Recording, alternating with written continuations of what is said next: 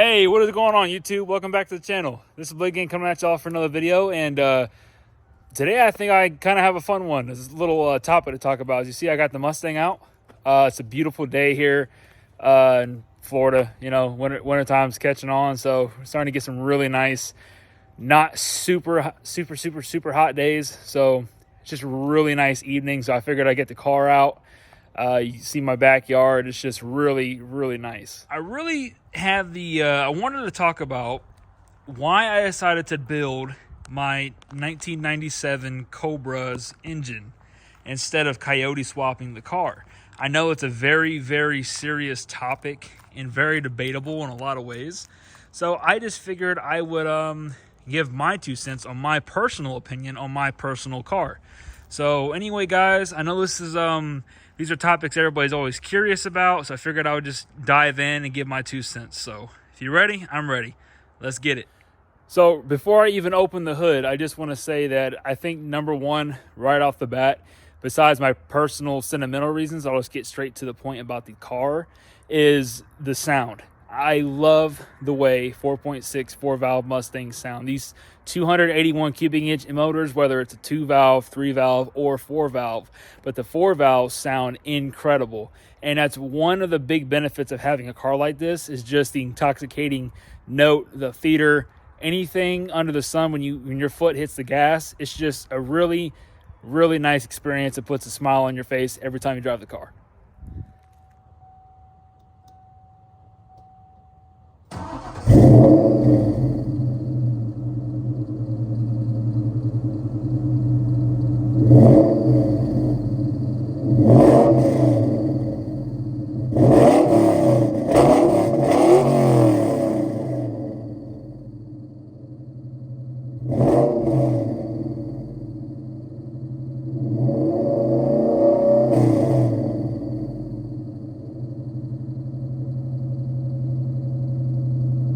Ignore my little stand setup for that.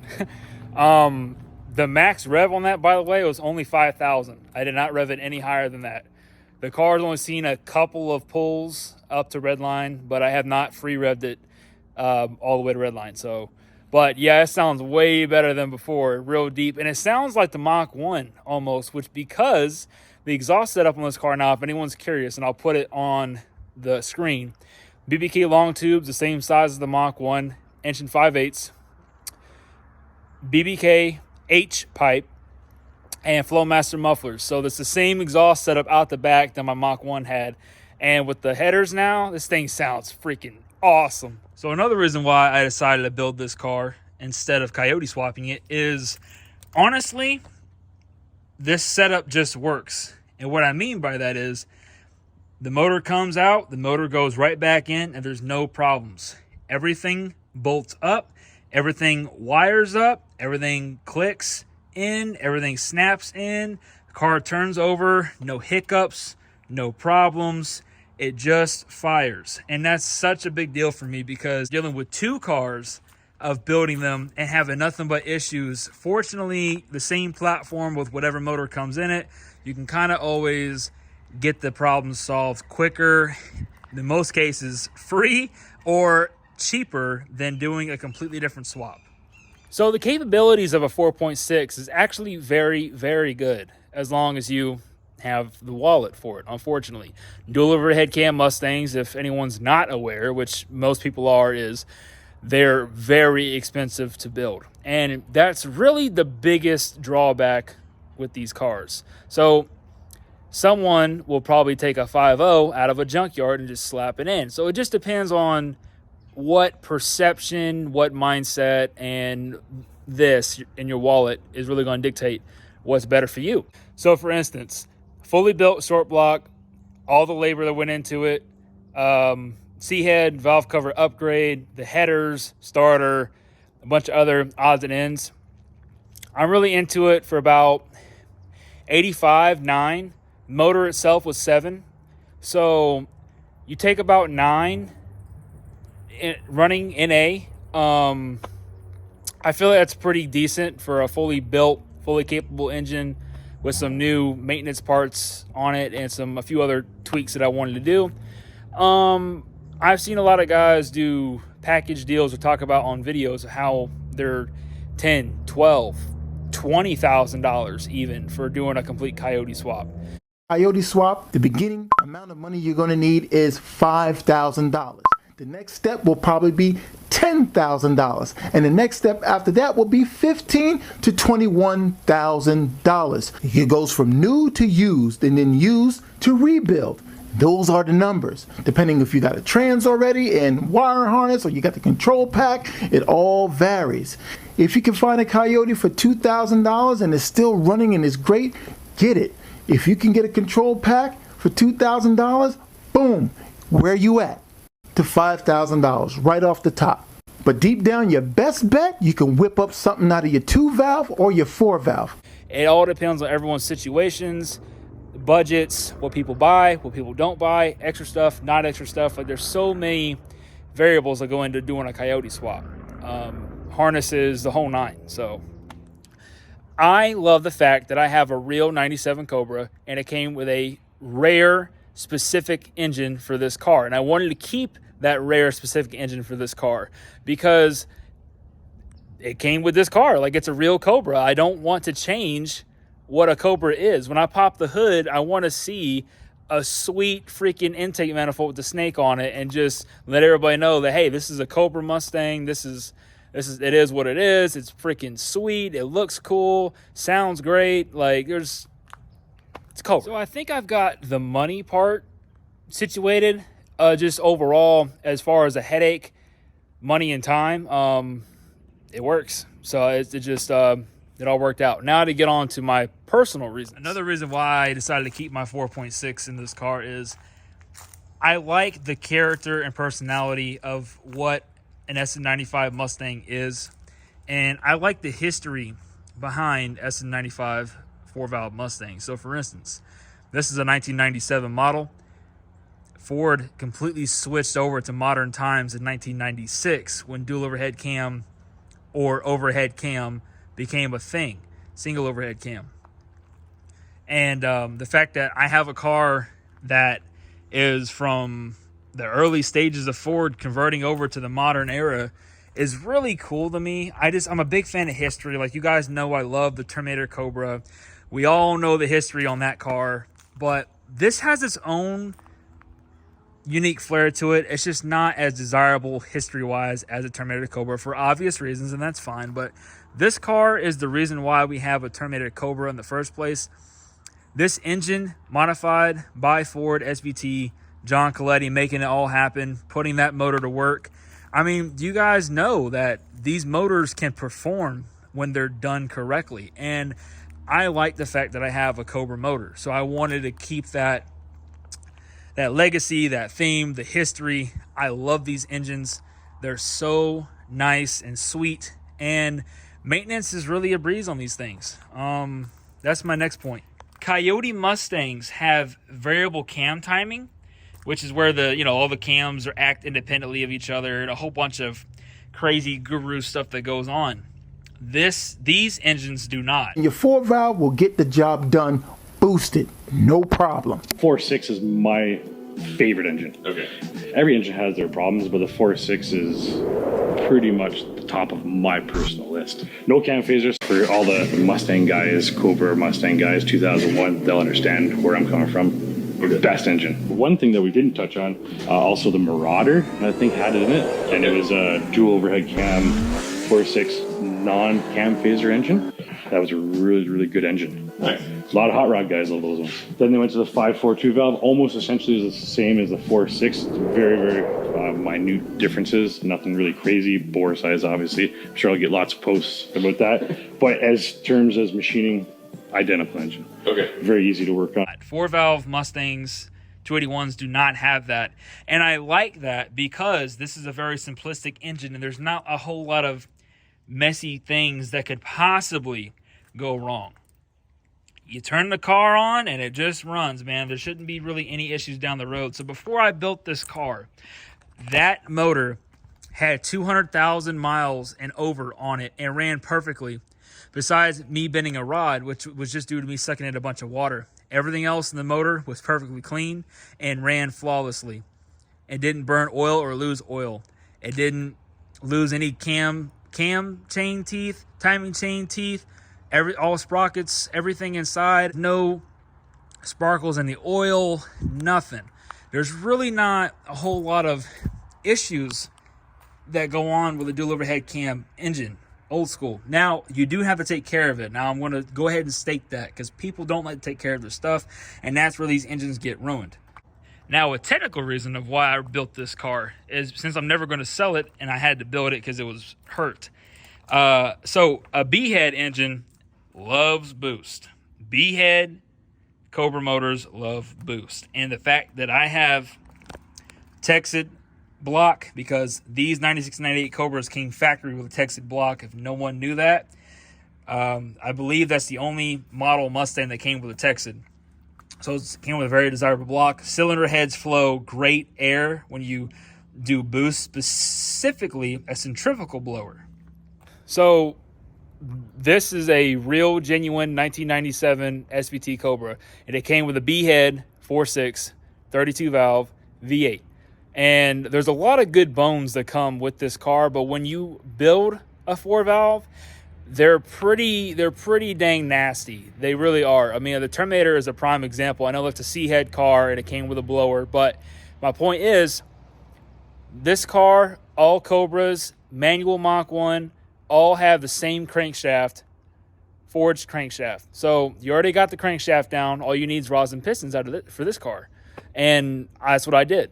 I have K1 rods, Wiseco rods in this, and JE pistons with valve reliefs.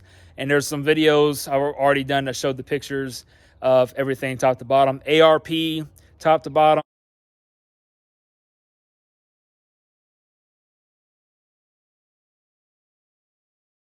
Upgraded valve springs. I mean, there's a valve job done on this. I mean, there's some really big tweaks. Ported intake manifold, matching throttle body. So it breathes a lot better. 11-to-1 compression. So mechanical wise on these cars, you know, it's not as advanced as a Coyote by far. I will give credit to a Coyote for many reasons. It's a fantastic engine. I have no discredit or hatred towards a Coyote engine at all. I would love to have a Coyote engine and a Fox body or some kind of project car, but I just would never swap it into a Cobra Mustang. That's just really my main point of the video. But Coyotes are very, very sensitive and finicky to a lot of things. This is not. These engines are very old school, yet modern, which is kind of weird, but it's kind of like the perfect flair for me, for my personal taste and preference. So the reason why I say that is a video online of a red Cobra Mustang. This model has over 400,000 miles on it. Yes, you heard me correctly. Over 400,000 miles. And it's documented because the odometer worked. And I watched all the videos. Original engine. 443,000 miles. That's absolutely crazy. It drives like it has 143,000 miles, and it's a one-owner car. I think we should get home without any problems. It's a little bit warm. Gas is good. Oil pressure is good. Battery voltage is good. We do have a check engine light. The owner said that that's because of the fuel system. Something to do with the gas tank pressure or something like that. I'll have to look into it a little bit more. But so far, so good. She still has some power, guys. I think she's got a lot of life left in her. Check out this interior. It is super clean for a car this old and has this many miles. We got a second set of keys, a file full of records. It's awesome. Again, sorry it's so loud. I mean, I have not heard of a Coyote go over that yet. I'm sure there probably is. I have not heard that at all. These engines run. My motor with the bent rod, it ran. I took it to Daytona track, beat the snot out of it. There's videos on that. Took it to Mustang Week with a bent rod. I mean, all this stuff never had a noise, anything. And these motors run, man. They really do. So all of that to say is I know these cars are very, I don't want to say it, but knock on wood, right? They're very good cars. They're not as advanced as a Coyote. It can't spin from the factory as much as a Coyote. I'd have to get custom cams and all that to make that happen. But hey, I mean, 68, 7,000 redline, that's fine enough for me. And again, they sound great. They last. Simple maintenance. It's a good setup. So overall, guys, the reason why I decided to keep my 4.6 4-valve V8 motor instead of doing a Coyote swap is it's a rare engine. They're very capable if you build them. This is a rare car, and it came with this specific engine. I wanted to keep it the same. Money-wise, it made sense for my personal budget and for what I want to do for boost down the road. It's a real head turner. They sound great. And at the end of the day, I have my own spin of a build that I have always wanted to do. It's been a dream of mine since I was 5 years old when my dad picked this car up. I always knew in my head, someday I want to make this thing look like a race car, build it, and have a spinny whooshy boy coming up front and just making everyone's day. Another thing that I like about 4.6 4-valve engines, and especially having a 4-valve car, is they're so rare. You don't see COBRA Mustangs that much anymore, and I just am not a personal big fan of when I see a COBRA Mustang, whether it's a 93 Fox body or a 96 up to 2004, and they pop the hood and there's nothing but a Coyote in there. It really bums me out. I'm not even going to lie. Like, I understand people doing it for their own personal reasons. Like, I respect that. I will always respect what people want to do with their cars. But for me, it's like, I just think the platform of having a specialty car is special. And the possibilities and the platform of what you get from the factory are pretty good, the 4-valve wise. I don't know much about the 5.0 pushrod motors, so forgive me on that. But I'm just saying, like, it comes with a really dope, super rare 93 to 95 5.0 intake manifold. That alone is freaking sick. But yeah, I just think they're special cars, and I just feel like they would be cooler and even more rare that you build it and boost it, or just build it and put your own flair to it instead of just dropping a crate motor from the modern era out of a GT Mustang. I don't know. It's just not my thing. Well, guys, I hope you enjoyed the video and understood my reasons on why I wanted to build this car and keep the 4.6 in this car. At the end of the day, it's a real Cobra. I want to keep a Cobra's heart inside of a Cobra. I can't put a Coyote heart inside of a snake. I can't do it. So anyway, guys, I hope you really enjoyed the video and understood my personal reasons. I'm very excited for this car and what it's gonna, do down the road. Like I said, I can always do E85. I can always up the boost.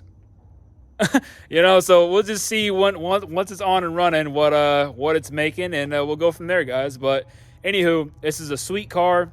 If anyone's looking at trying to get a 4.6 4-valve, I highly recommend them. I always will. These cars are severely undervalued, so they're a fantastic buy as long as they're taken care of, which most of the time they actually are, believe it or not, which is crazy.